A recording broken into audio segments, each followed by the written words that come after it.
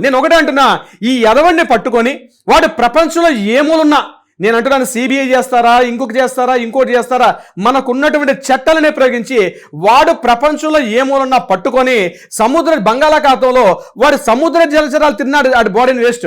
అలాంటి వాడు చేపలు ఆ బాడీ తింటే ఆ చేపలు తిన్న మనుషులు కూడా అలాంటి బుద్ధులు పుట్టే అవకాశం ఉంటుంది. దీన్ని ఇక్కడే అంతమొందించాలి. వాడిని ఎక్కడో దూరం సముద్రం తీసుకెళ్లి మనుషులు కనబడకుండా, అసలు వ్యక్తులు కనబడకుండా, మనిషి కాదు కదా జీవోత్సవం కనబడకుండా అలాంటి దగ్గర తీసుకెళ్లి తిండి లేకుండా వాడిని మలమలా మార్చేస్తే గానీ ఇలాంటి వెదలకు బుద్ధి రాదు. నేను ఒకటంట, ముస్లిం చట్టాలు ఏవైతే ఉంటాయో అలాంటి చట్టాలు వస్తే తప్ప హిందువుల మీద ఆసుగా మాట్లాడడం ప్రతి వెధవకి ఒక పని అయిపోయింది. ప్రతి చేతకాని వెధవ మాట్లాడుతున్నాడు. ఇదే మరి వేరే మనోభావాలు ఉండవా? వాళ్ళకు మాత్రం రకరకాలుగా సోదరులని మాట్లాడతారు, భాయి అని మాట్లాడతారు. హిందువులు మాత్రం సవగ్గా దొరికారు.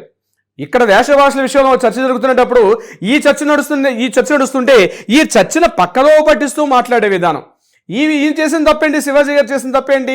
ఆయన ఏదో మాట్లాడారు. ఆయన కేవలం ఒకసారి 1-2 పదాలు తప్పుగా మాట్లాడి ఉండొచ్చుగాక, మాట్లాడితే బహిరంగ క్షమాపణ చెప్పుకున్నారు. కానీ ఏదో ఆడజాతిగా వకాలత పుచ్చుకున్నట్టుగా ఈ మహిళామల్లో 45 ఏళ్ళు దాటినటువంటి ఈ మహిళామల్లో ఏదో హీరోయిన్స్ అందరికీ మేమే హీరోయిన్స్ అన్నట్టుగా మాట్లాడుకొని యావత్ ఆడజాతి కూడా, నేను ముందుగా అంటాను, బహుశా మీరు గ్లామర్ ఫీల్డ్లో ఉన్నారు, సినిమా ఫీల్డ్లో ఉన్నారు, అందుకని మీరు ఆ రకరకాల వేషధారణలు వేసుకోవచ్చాము. కానీ మా ఇంట్లో మా చెల్లెలు అట్లా లేరే, మా ఇంట్లో మా అక్క అట్లా లేరే, మా ఇంట్లో మా పిన్నిలు మా చెల్లులు అట్లా లేరే, వాళ్ళకు ఒక పద్ధతి సంప్రదాయం ఉంది.